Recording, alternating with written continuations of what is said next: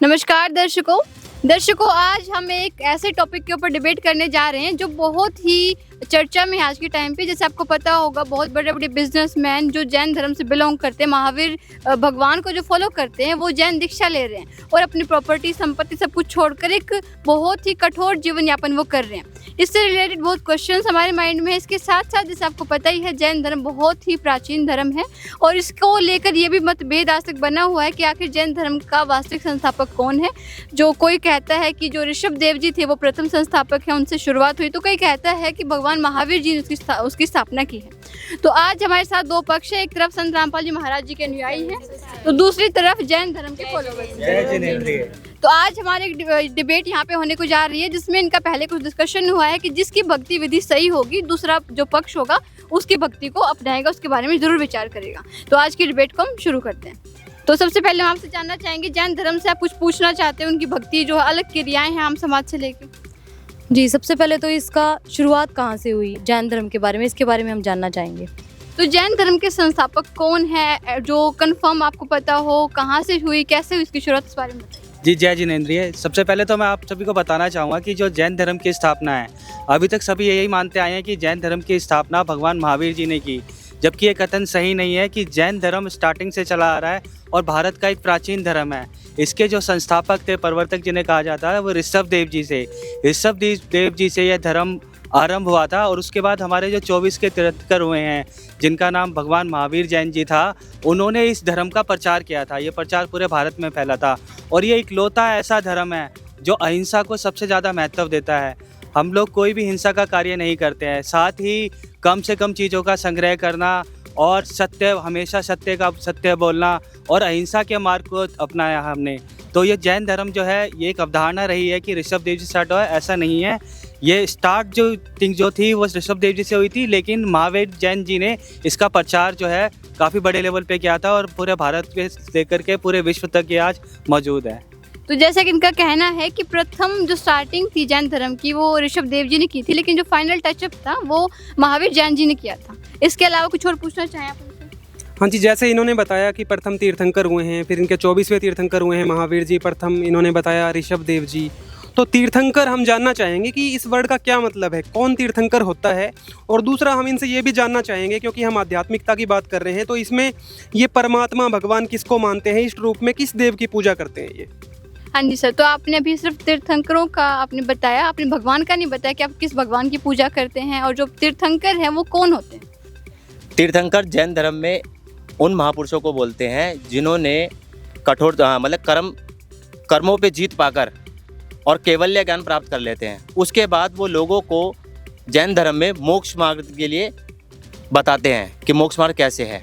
उसके लिए वो केवल्य ज्ञान प्राप्त करने के लिए वो कठोर साधना करते हैं, उसके लिए आत्मसंयम करते हैं और त्याग करते हैं।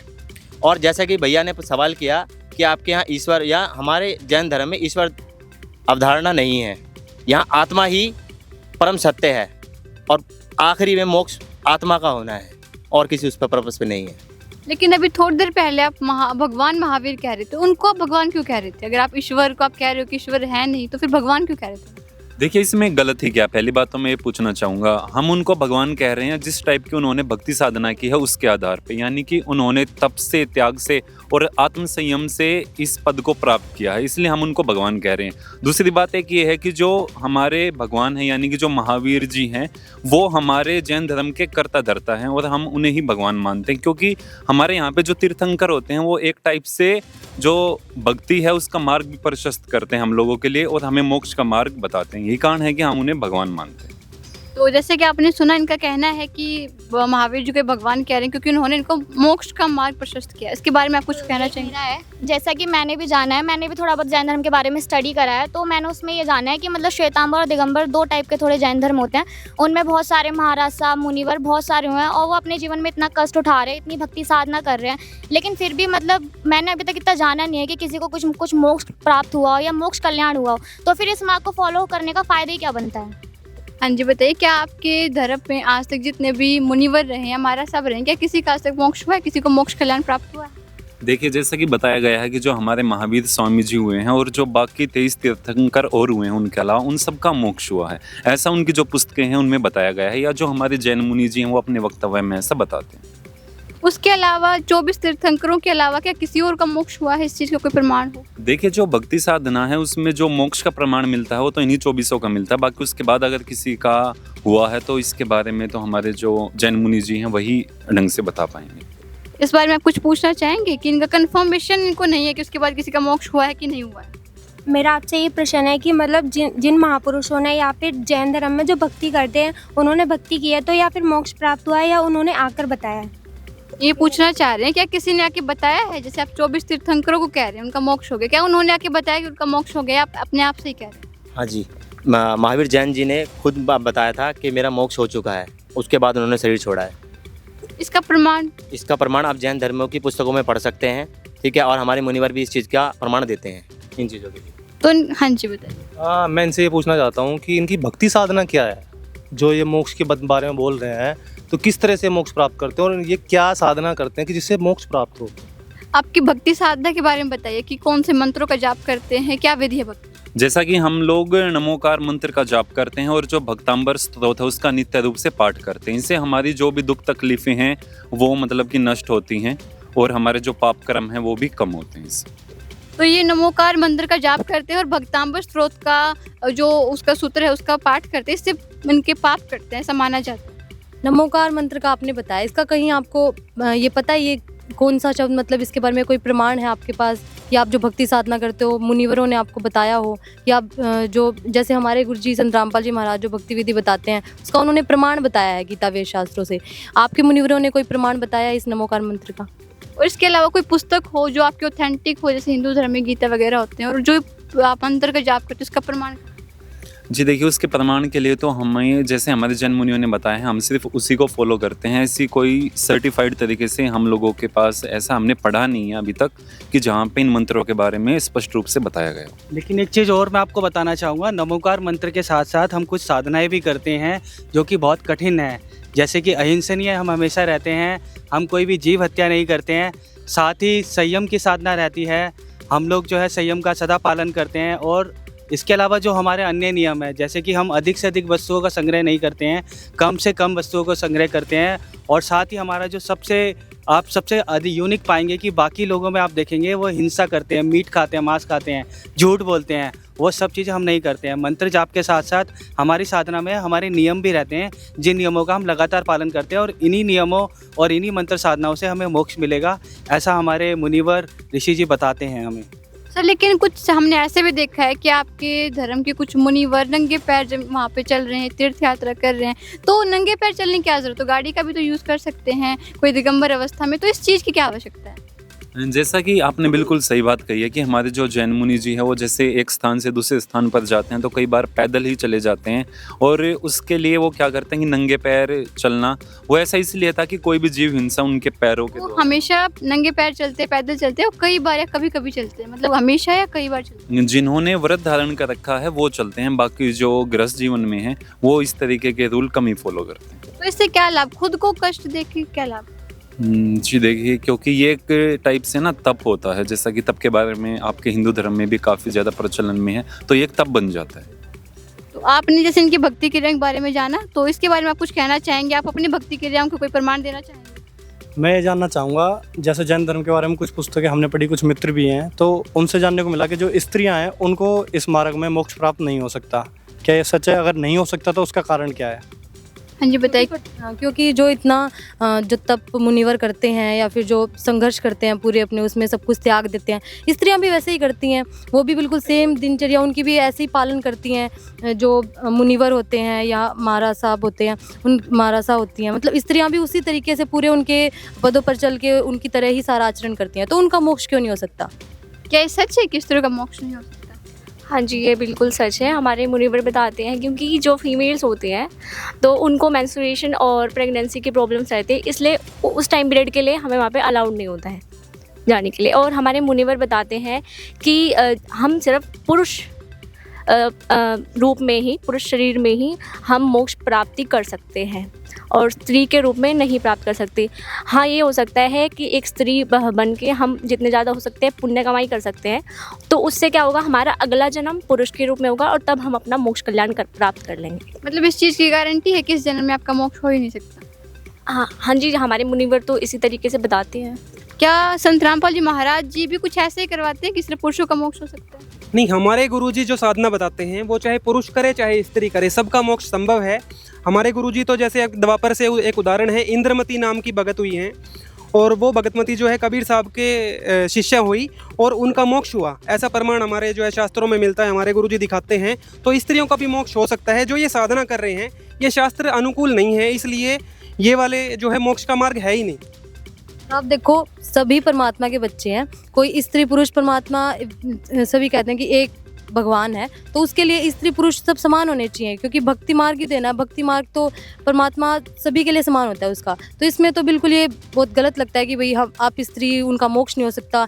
उतना ही वो कठोर, वो पूरा जीवन पालन करती हैं, उतना ही वो आप देखोगे दीक्षा वगैरह की विधि जैसे आपने शुरुआत में बताया, उतना ही वो आजकल और श्वेतांबर में तो स्त्रियाँ बहुत बढ़ चढ़ कर वो आगे जा रही हैं, दीक्षित हो रही हैं ताकि हमारा मोक्ष कल्याण हो सके। फिर भी उन्हें पता है कि उनका नहीं होगा, जैसे अभी इन्होंने बताया नहीं होगा मोक्ष कल्याण, फिर भी वो कोशिश कर रही हैं कि पाप कर्म कट जाए और अगले जन्म में, जैसा कि इनकी मान्यता है कि वो जैन धर्म में जन्म लेंगी, फिर उनका मतलब मोक्ष हो जाएगा, पुरुष रूप में आएंगे अगर वो। एक मेरा भी है, जैसे कि मतलब आपने कहा कि नेक्स्ट जन्म आपका पुरुष का होगा, जिसमें आप जो है अपनी भक्ति साधना को पूर्ण कर सकते हैं। देखिए, आपको ये पता है, मोस्टली सबको पता होता है कि एक जो आत्मा होती है उसके 84 लाख योनियाँ होती हैं। अब आप ये कैसे कह सकते हैं, कहाँ से प्रमाणित कर दिया कि नेक्स्ट जन्म जो होगा वो पुरुष का ही होगा? हाँ, तो क्या ये कंफर्म है कि अगर आप इस टाइम पे भक्ति करो, कुछ करो, तो नेक्स्ट जन्म आपका पुरुष का, क्या ये कंफर्म है? देखिए, ये अवधारणा बिल्कुल मान्य है। जैन धर्म में हमारे जो मुनिवर हैं, ऋषि जी हैं, उन्होंने सभी ने ये बताया है कि अगर स्त्री इस जन्म के अंदर जो प्रक्रिया बताई गई है, जो जैन धर्म के अंदर हमारी प्रचलित प्रक्रिया है, जो संयम साधना है, उस संयम साधना पे खरी उतरती हैं, उस संयम साधना को करती हैं, तो निश्चिंत ही अगला जन्म उनका इंसान पुरुष का होगा और वो मोक्ष प्राप्त करेंगी।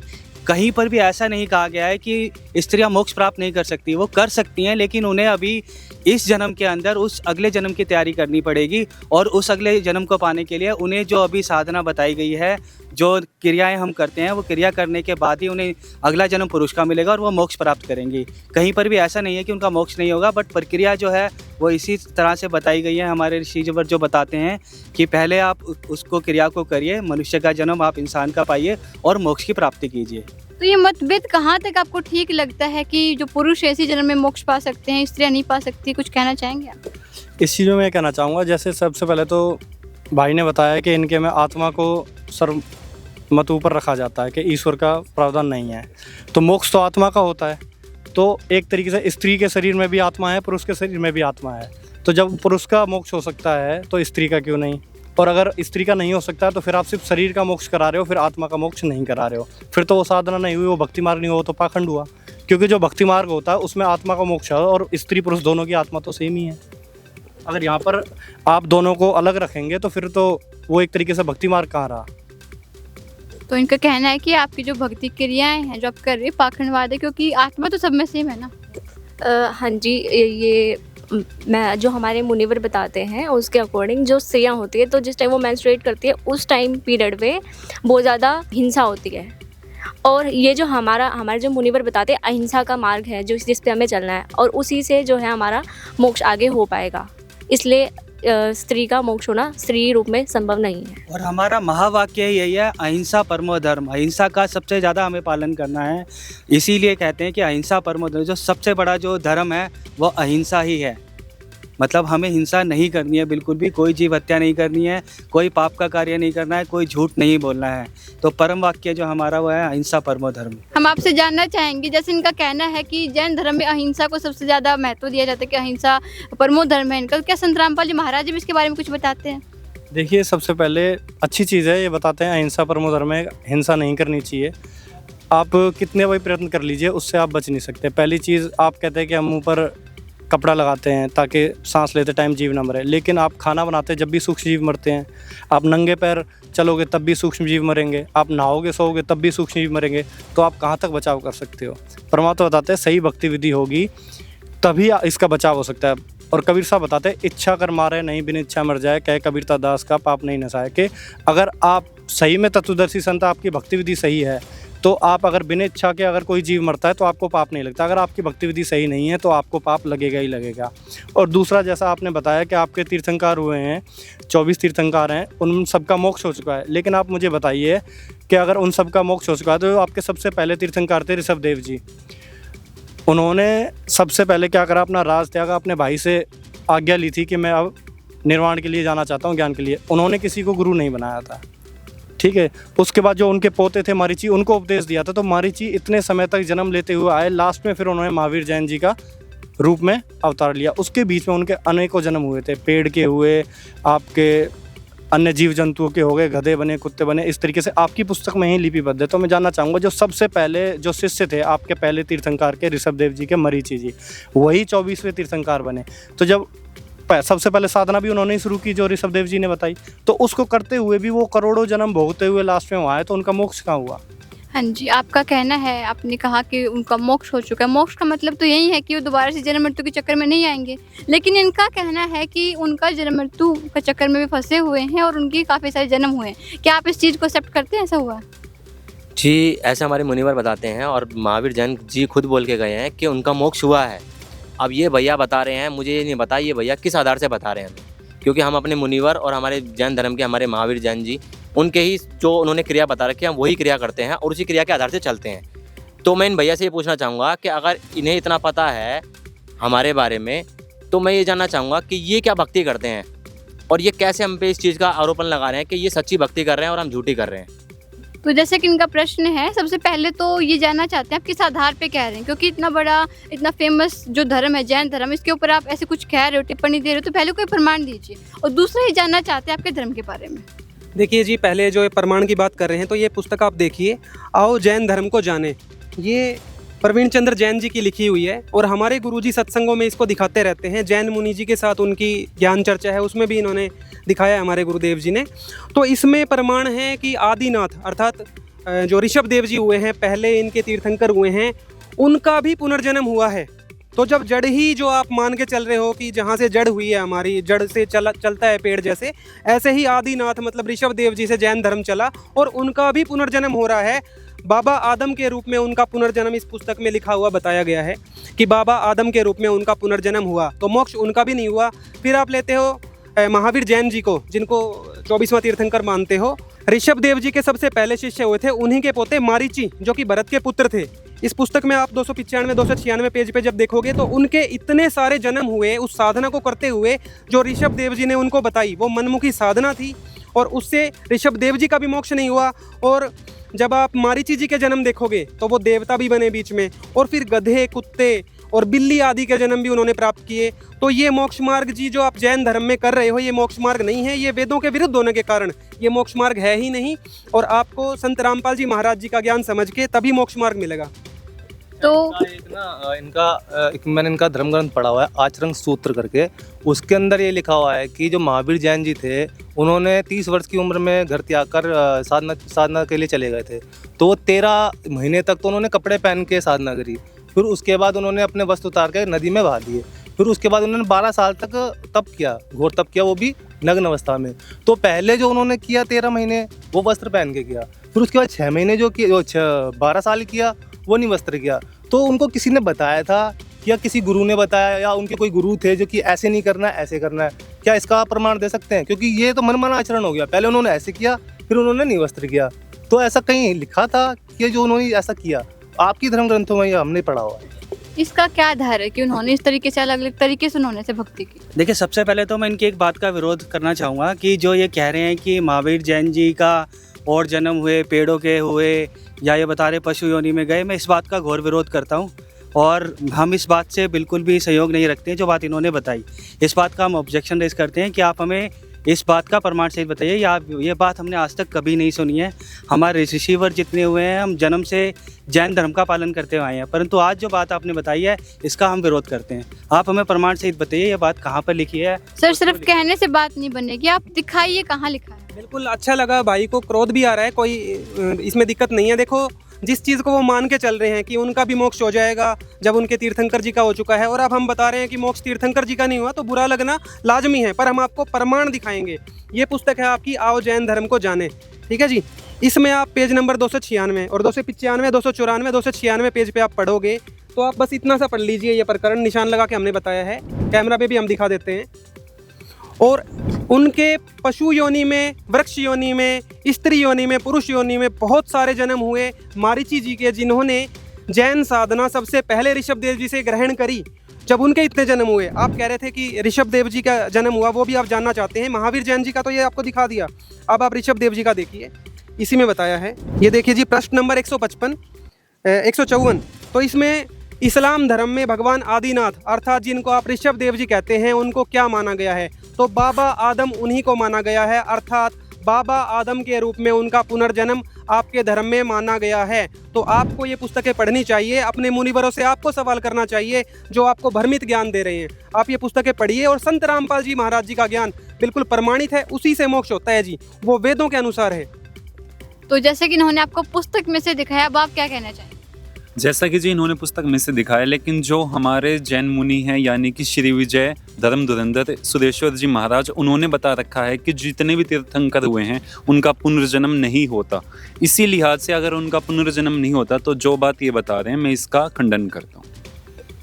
इनका कहना है कि इनके खुद के जो मुनिवर हैं, जो मुनि हैं, वो कह रहे हैं कि पुनर्जन्म होता है, लेकिन पुस्तक में लिखा हुआ है, फिर भी वो एक्सेप्ट नहीं कर इस बारे में। देखिए जी, अगर एक्सेप्ट करना ही नहीं है, एक तो हम प्रमाण मांगते हैं किसी चीज़ का कि भाई प्रूफ दे दो, जब प्रूफ आपके सामने है। इसके अलावा जैन संस्कृति कोश में आप देखोगे उनके जो हैं शिष्य हुए हैं मारीची जी के बारे में और आपको जानकारी मिलेगी। आपकी पुस्तकों में ही ये विवरण मौजूद है। अगर आपके धर्मगुरु आपको नहीं बता पा रहे हैं तो वो उनकी गलती है, और आपका जीवन नष्ट हो रहा है इसी पाखंड साधना में चलते हुए। क्योंकि पाखंड साधना क्यों कहा वो भी आप देख लीजिए, पेज नंबर 296। श्री महावीर भगवान के जीव ने कितने पाखंड मत चलाए? उनका लिखा है 363 पाखंड मत चलाए। जब उन्होंने 363 पाखंड मत चलाए, जिसका मतलब है पाखंड मतलब शास्त्र विरुद्ध साधना, मनमानी साधना, जिसे गीता जी अध्याय 16 श्लोक 23-24 में बिल्कुल खंडित किया हुआ है कि उसको करने से मोक्ष तो क्या किसी सुख की प्राप्ति भी नहीं हो सकती। और उसी के आधार से जो है मारीची के, ऋषभ देव जी के और आप महावीर जैन जी के भी अगर आप देखोगे, इनके पुनर्जन्म होते रहते हैं, इनका कोई मोक्ष नहीं हुआ है, आपका भी नहीं हो सकता इस पाखंड साधना से। तो जैसे कि इन्होंने अब तो आपकी पुस्तक में से प्रमाणित बताया, अब आप क्या कहना चाहेंगे? देखिए, हमने जो आज देखा वो कुछ नया था। हम इसको घर जाके अपना क्रॉस चेक करेंगे। ये सभी किताबें हमारे पास भी हैं, और जो इन्होंने आज ये बात बताई ये नई बात थी। हम इसको देखेंगे, पढ़ेंगे, चेक करेंगे, अपने ग्रंथों से मिलान करेंगे। साथ ही मैं इनको एक चीज़ और बताना चाहूँगा कि सिर्फ इतना ही नहीं है, जो हम साधना कर रहे हैं ना, जो हम मंत्र साधना कर रहे हैं, नमोकार मंत्र का जाप कर रहे हैं, और जो हम अपनी साधना कर रहे हैं, हम अपना संयम बरतते हैं, सारी चीज़ों से, इससे मोक्ष निश्चित है हमारा, और यह मोक्ष मिलना तय है। जो साधना उन्होंने करी है वही साधना हम कर रहे हैं, वही मंत्र साधना, वही संयम, ये सारी चीज़ों का हम पालन कर रहे हैं, और हमारा मोक्ष निर्धारित है इस चीज़ के ऊपर। तो देखिए, तो अभी भी अपनी बात पे ही अड़े हुए हैं, कैसे इनका मोक्ष होगा? अब ये कह रहे हैं कि ये नमोकार का मंत्र करते हैं, लेकिन इनकी जो बुक है आओ जैन धर्म जाने, उसके 5वें पृष्ठ पर ही लिखा हुआ है कि ओमकार का मतलब ओम ही है। लेकिन हमारे गुरुजी संत रामपाल जी महाराज जी ये बताते हैं कि भगवत गीता के 8वें अध्याय के 13वें श्लोक में ओम इति अक्षरम ब्रह्म विवारण माम अनुसमण यह प्रत्यजंध्या स्याति परमांगतम, मुझ ब्रह्म का ओम मंत्र है, और जो इस ओम मंत्र का जाप करके क्या नाम है जो शरीर को त्याग गया वो मुझ ब्रह्म को प्राप्त होगा। और 8वें अध्याय के 16वें श्लोक में बोला है कि जो ब्रह्मलोक में जाते हैं वो पुनरावृत्ति में आते हैं, मतलब वो पुनर्जन्म में रहेंगे, तो इससे आपका मोक्ष है ही नहीं, ठीक है। और हमारे गुरुजी संत रामपाल जी ने बताया है कि मोक्ष का मार्ग क्या है, वो बताया कि 17वें अध्याय के 23वें श्लोक में कि ओम तत्सत इति निर्देश ब्रह्मण त्रिविध समर्थ। तो वो कौन बताएगा? वो पूर्ण संत बताएगा। उसका ओम तो क्लियर है, तत् और सत सांकेतिक है, तत् और सत का जो मतलब है वो पूर्ण संत बताता है। और पूर्ण संत की पहचान क्या है ये भी भगवत गीता के अंदर 15 अध्याय के पहले श्लोक में बता रखी है।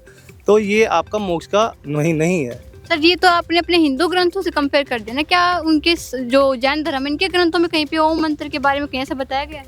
इनके ग्रंथों में आओ जैन धर्म को जाने प्रश्न नंबर 5 पे बताया गया है कि ओम का, ये जो नमोकार मंत्र इन्होंने ले रखा है, ये ओम का ही छोटा रूप है।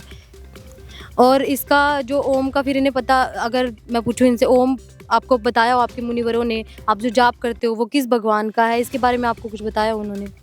आप जिस मंत्र का जाप करते हैं किस भगवान का है, किसके लिए, किसको आप इष्ट रूप में पूज रहे हैं? देखिए, हमें जो ये मंत्र बताया गया ये मोक्ष की साधना है।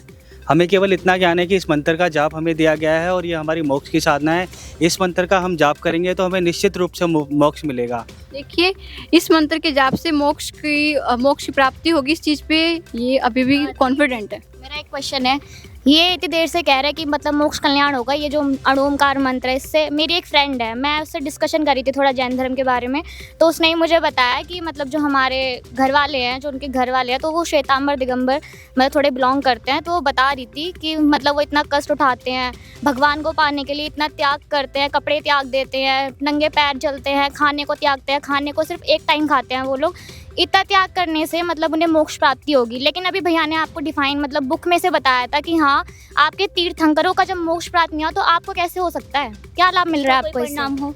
एक और चीज़ है, ये जो साधना के बारे में बात कर रहे हैं, जो ये कठोर तप की बात कर रहे हैं, अगर आप भगवत गीता में देखोगे, हमारे गुरुजी संत रामपाल जी महाराज जी ने दिखाया है कि 17वें अध्याय के श्लोक 5 और 6 में कि जो मनमाना घोर तप करते हैं, जो कि इनके तीर्थंकरों ने करा और ये भी आज जो भी साधना कर रहे हैं जैन धर्म में करते आ रहे हैं, तो वो राक्षस स्वभाव के जानो उनको। तो ये गीता ज्ञानदाता ब्रह्म का वचन है कि उनको राक्षस स्वभाव के जानो, और वो जो हैं शरीर में रहने वाले देवताओं का जो वास होता है इस शरीर में, हमें मनुष्य शरीर जो मिला है इसको नर नारायण देह कहा है क्योंकि इसमें मुख्य देवताओं का निवास बताया गया है, तो उनको भी क्रश करने वाले हैं, दुखी करने वाले हैं, तो उससे जो है भगवान रुष्ट हो जाता है। इसीलिए इनको 84 लाख योनि में डाल के और कष्ट मिलते हैं।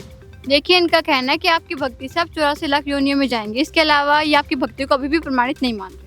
तो मैं इनसे ये पूछना चाहूँगा, अगर ये हमारी भक्ति को प्रमाणित नहीं मान रहे, हम अहिंसा नहीं करते, तो मैं ये जानना चाहता हूँ इनसे, मेरा पहले भी ये सवाल था कि आप लोग क्या साधना करते हैं और आप अपनी साधना को कैसे सर्वश्रेष्ठ बताते हैं। जैसे मैंने हिंदू धर्म में देखा है, ये लोग हिंदू धर्म से बिलोंग करते हैं, मैंने हिंदू धर्म में देखा है कोई देवी देवता पूजता है, कोई मसाणी पूजता है, कोई कहीं जाता है, कोई कहीं जाता है।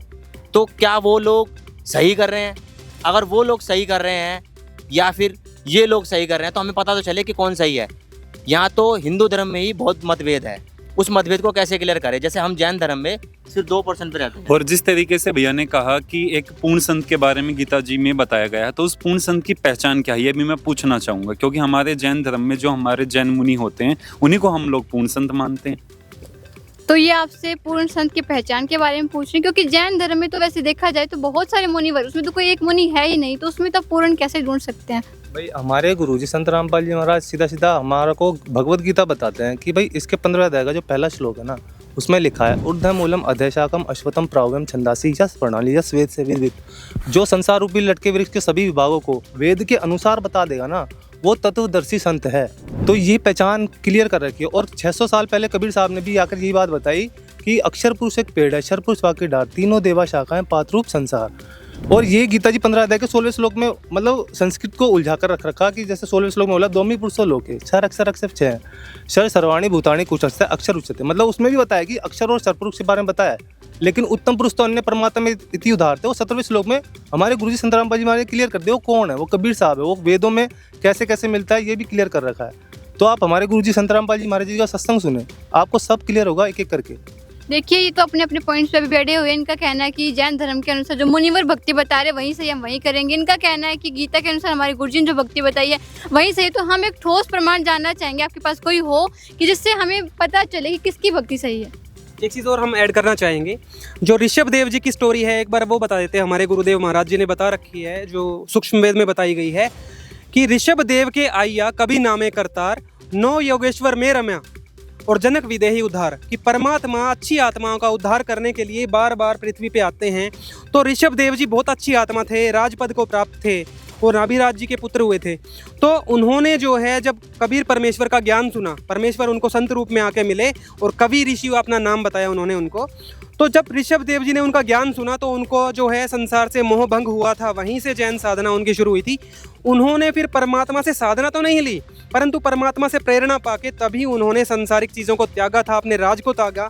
परंतु वेदों को, पहले वेदों के अनुसार ही सब साधना करते थे। वेदों के अनुसार ओम मंत्र सबसे ऊपर माना जाता है, तो ओम मंत्र का उन्होंने जाप लिया और मनमानी साधना करने जंगल में निकल गए। उन्होंने जो है निराहार रहे, व्रत किया, जो कि गीता जी में मना है, जो वेदों का ही एक सूक्ष्म रूप माना जाता है। फिर उन्होंने तप किया, जिसमें जो आपको गीता जी में हमने बताया अध्याय 17 के श्लोक 5-6 में कि वो तो राक्षस स्वभाव की वृत्ति के लोग करते हैं तप, वो देवता उनसे रुष्ट हो जाते हैं। इस तरह की साधना करने के बाद उनको मोक्ष प्राप्त नहीं हुआ।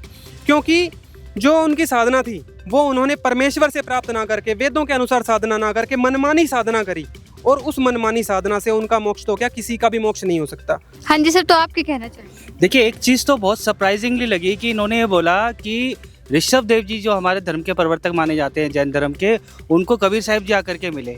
ये तो बहुत अनोखी सी बात है कि कबीर साहिब जी तो अभी 600 वर्ष पहले आए हैं।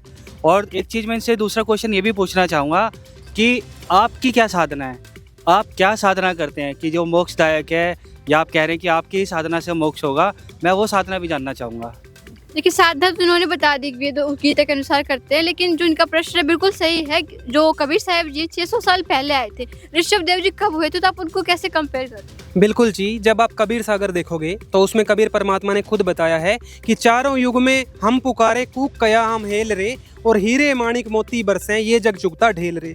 कि परमात्मा जो है वो चारों युगों में आता रहता है। इसका प्रमाण आप ऋग्वेद मंडल नंबर 9 सूक्त नंबर 1 मंत्र नंबर 9 में भी आप पा सकते हो कि परमात्मा एक लीला तो शिशु रूप में आके करता है, 3 स्थिति में परमात्मा लीला करता है। शिशु रूप में हर युग में आके प्रकट होता है। जो 600 साल पहले की आप लीला बता रहे हो वो कलयुग की लीला है। उसके पहले भी परमात्मा सतयुग में, त्रेता युग में, द्वापर युग में, हर युग में आए हैं। परमात्मा ने कहा है, कबीर सतयुग में सत सुकृत कह टेरा, त्रेता नाम मुनिंदर मेरा, द्वापर में करुणा में कहाया, और कलयुग नाम कबीर धराया। तो कबीर परमात्मा अलग अलग नामों से अपने सृष्टि को संभालने के लिए, मोक्ष पर मार्ग प्रदान करने के लिए खुद ही आते हैं। उनके अलावा कोई मोक्ष दे नहीं सकता। और ऋषभ देव जी भी बहुत पवित्र आत्मा थे, उनको मोक्ष मार्ग देने आए थे, परंतु ऋषभ देव जी ने प्रेरणा तो ली उनसे, राज भी त्याग दिया, परंतु मोक्ष मार्ग ग्रहण नहीं किया। उन्होंने मनमानी साधना की, यही उनसे गलती होगी। तो दूसरा प्रश्न बार बार पूछ रहे हैं, इनको अभी तक सेटिस्फाइड आंसर नहीं मिला कि कैसे माने कि आपके भक्ति से मोक्ष होता है। देखिए, संत रामपाल जी महाराज जो भक्ति विधि बताते हैं, उससे कैसा भी रोग हो, चाहे शारीरिक हो मानसिक, दोनों रोग सही प्रकार से ठीक हो जाते हैं। और ऐसे हजारों प्रमाण हैं, हजारों भगत है, या आप कह सकते हैं लाखों की तादाद में हैं करंट डेट में, जिनके आप प्रमाण देख सकते हो, मिल सकते हो उनसे, उनकी मेडिकल रिपोर्ट भी देख सकते हो। दूसरा मैं कहना चाहूँगा, जैसे आप कहते हैं कि जैन धर्म मोक्ष का मार्ग है, जितनी कठिन साधनाएं आप करते हैं, जैसे बाल उखाड़ लेना, घर त्याग देना, निर्वस्त्र रहना, जब कोई भी धर्म किसी दूसरे पक्ष के लिए रास्ते बंद कर देता है तो वो मोक्ष का मार्ग कैसे हुआ? जैसे स्त्रियों का रास्ता आपने बंद कर दिया तो वो मोक्ष मार्ग कैसे हुआ? इसके अलावा आपका कहना है कि श्रावक श्राविका जो गृहस्थ जीवन में जीते हैं उनका भी मोक्ष नहीं हो सकता, उनको सिर्फ अपने कर्म का वो मिल जाएगा, जो उन्होंने तीर्थ यात्राएं की हैं उनका मिल जाएगा, तो मोक्ष कल्याण ही नहीं होगा, तो फिर फायदा क्या?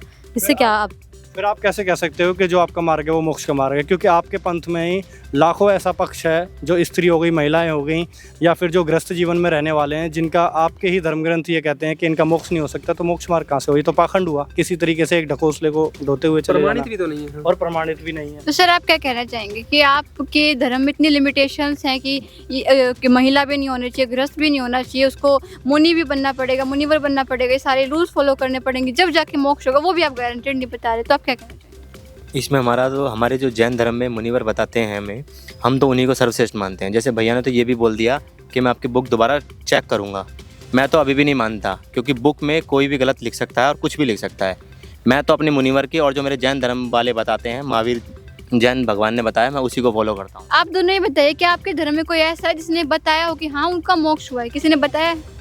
मैं बताना चाहूँगी आपको, आपने एकदम सही क्वेश्चन करा है। किसी को मतलब किसी ने आके बताया कि मोक्ष प्राप्त हुआ ही नहीं हुआ, तो आज से कलयुग में ही 250 वर्ष पहले संत गरीबदास जी महाराज जी थे, जिन्हें कबीर परमात्मा 10 वर्ष की आयु में मिले थे। उन्हें सतलोक घुमाकर लाए थे, सारे मृत्यु लोक से लेकर सतलोक तक का उन्हें गमन कराया, यहाँ तक कि यही बताया कि मोक्ष प्राप्त करने की सही भक्ति विधि क्या है। जब वो यहाँ पर आए तब उन्होंने एक वाणी कही थी, गरीब अलल पंख अनुराग है, सुन मंडल रहे थी, दास गरीब उद्धारिया, सदगुरु मिले कबीर। मतलब उन्होंने साफ साफ प्रमाण करके बता दिया कि जो सतलोक तीसरा मुक्ति धाम में रहता है, जहाँ जाने पर हमें मोक्ष प्राप्ति हो जाती है, वो कोई और नहीं, वो कबीर साहिब है। दूसरा हम बात करें तो दादू साहेब जी को कबीर परमात्मा मिले थे, मलुकदास साहेब जी को कबीर परमात्मा मिले थे, और बांधवगढ़ के थे धर्मदास साहिब जी, उन्हें कबीर परमात्मा मिले थे। ये तो हमने की हिंदू धर्म की बात। अगर हम अन्य धर्मों की बात कर ले, जैसे कि हम सिख धर्म की बात करें तो गुरु नानक देव जी को भी कबीर परमात्मा मिले थे, बेई नदी पर मिले थे। 3 दिन में उन्हें भी पूरा सतलोक का गमन कराया था। उन्होंने भी आके एक वाणी कही थी, हक्का कबीर करीम तू बेपरवरदिगार। मतलब वो ऐसा परमात्मा जिसके अंदर किसी प्रकार का कोई ऐब नहीं है, वो कबीर परमात्मा है। यहाँ तक कि हज़रत मोहम्मद जी को भी कबीर परमात्मा जी मिले थे। उन्होंने भी कुरान शरीफ सूरत फुरकानी 25 और आयत नंबर 52 में बता रखा है कि तुम जो है वो उस बाखबर के पास जाओ जो तुम्हें उस कबीर परमात्मा की असली जानकारी देगा। तो इतने सारे जो संत हो चुके हैं, उन्हें कबीर परमात्मा मिले हैं, सतलोक का गमन कराया, उन्होंने यहाँ के साफ बताया कि वो तीसरा मुक्ति धाम है, जहाँ जाने के बाद जो है आत्मा जो है दोबारा मृत्युलोक में नहीं आती। तो देखिए, जैसे कि संत रामपाल जी महाराज जी के अनुयायियों ने कुछ प्रमाण दिए कि इनका मोक्ष हुआ, फिर इन्होंने आके बताया कि वो भगवान है जहाँ मोक्ष प्राप्त करके जाया जा सकता है। तो क्या आपके धर्म में कोई प्रमाण है जिसने देखा हो कि मोक्ष प्राप्त करके कहाँ जाते हैं, किसी ने किया हो जिसका आपको ठोस प्रमाण हो आपके पास? देखिए, मोक्ष प्राप्त करने के बाद कौन आकर के बताता है कि मेरा मोक्ष हुआ? ये कुछ सरप्राइजिंगली है कि ये कह रहे हैं कि कबीर साहब जी किसी को सतलोक लेकर के गए, उन्होंने आकर के बताया। लेकिन जैन धर्म में मानते हैं आपका मोक्ष हो गया तो मोक्ष प्राप्ति के बाद कौन आकर के बता रहा है उनको मोक्ष मिला है। तो ये चीज़ कुछ अलग है, कुछ सरप्राइजिंगली है कि कबीर साहब जी किसी को ऊपर लेकर के जा रहे हैं और वो खुद आकर के गवाह बन करके बता रहे हैं कि हमारा मोक्ष हुआ। जैन धर्म में ऐसा कोई प्रमाण नहीं है कि किसी को ऊपर लेकर के गए हो, किसी ने मोक्ष प्राप्ति करी हो और उन्होंने आकर के खुद से बताया हो कि मेरा मोक्ष हुआ है। जैसा कि अभी बहन जी ने आपको बताया, 6 संतों के नाम बताए हैं जिनको कबीर परमात्मा लेके गए, मोक्ष मार्ग बताया और जो मोक्ष स्थान है सतलोक उसको दिखा के और वापस छोड़ा। और तो बिल्कुल प्रमाणित है कि यही मोक्ष साधना है। नानक जी को भी दुनिया मोक्ष प्राप्त मानती है, दादू जी, गरीबदास जी, इन सब का प्रमाण है।